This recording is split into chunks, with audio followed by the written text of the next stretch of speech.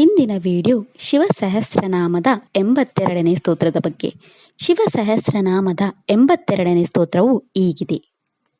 ಪ್ರಭಾವಾತ್ಮ ಜಗತ್ಕಾಲ ಸ್ಥಾಲೋ ಲೋಕಹಿತಸ್ತರುಃ ಸಾರಂಗೋ ನವಚಕ್ರಾಂಗ ಕೇತುಮಾಲಿ ಸಭಾವನಃ. ಈ ಸ್ತೋತ್ರದಲ್ಲಿ ಶಿವನ 8 ನಾಮಗಳಿವೆ.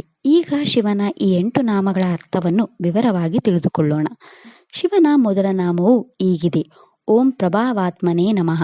ಈ ಶಿವನಾಮದ ಅರ್ಥ ಎಲ್ಲ ಸತ್ಯಗಳ ಸತ್ಯವೆಂದು ಖ್ಯಾತಿ ಪಡೆದಿರುವ ಆ ಭಗವಂತನಿಗೆ ನಾನು ನಮಸ್ಕರಿಸುತ್ತೇನೆ. ಶಿವನ 2ನೇ ನಾಮ ಹೀಗಿದೆ: ಓಂ ಜಗತ್ ಕಾಲಸ್ಥಳಾಯ ನಮಃ.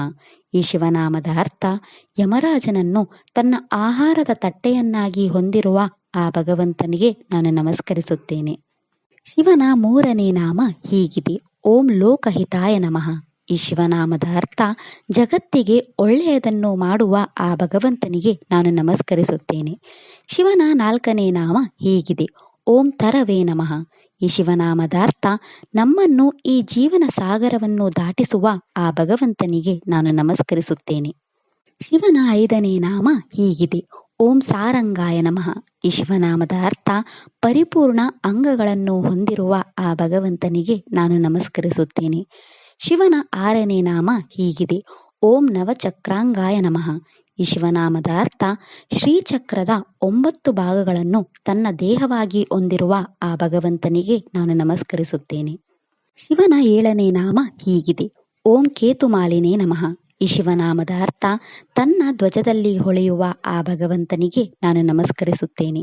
ಶಿವನ 8ನೇ ನಾಮ ಹೀಗಿದೆ: ಓಂ ಸಭಾವಾಹನಾಯ ನಮಃ. ಈ ಶಿವನಾಮದ ಅರ್ಥ ನಮ್ಮ ಸಮಾಜವನ್ನು ರಕ್ಷಿಸುವ ಆ ಭಗವಂತನಿಗೆ ನಾನು ನಮಸ್ಕರಿಸುತ್ತೇನೆ. ಇದಿಷ್ಟು ಶಿವನ 8 ನಾಮಗಳ ಬಗ್ಗೆ. ನಾಳೆಯ ವಿಡಿಯೋದಲ್ಲಿ ಶಿವ ಸಹಸ್ರನಾಮದ 83ನೇ ಸ್ತೋತ್ರದ ಬಗ್ಗೆ ತಿಳಿಯೋಣ. ಓಂ ನಮಃ ಶಿವಾಯ. ಈ ವಿಡಿಯೋ ಇಷ್ಟ ಆದರೆ ಲೈಕ್ ಮಾಡಿ, ಶೇರ್ ಮಾಡಿ ಮತ್ತು ಚಾನೆಲ್ ಸಪೋರ್ಟ್ ಮಾಡೋಕ್ಕೆ ಸಬ್ಸ್ಕ್ರೈಬ್ ಮಾಡಿ. ಧನ್ಯವಾದಗಳು.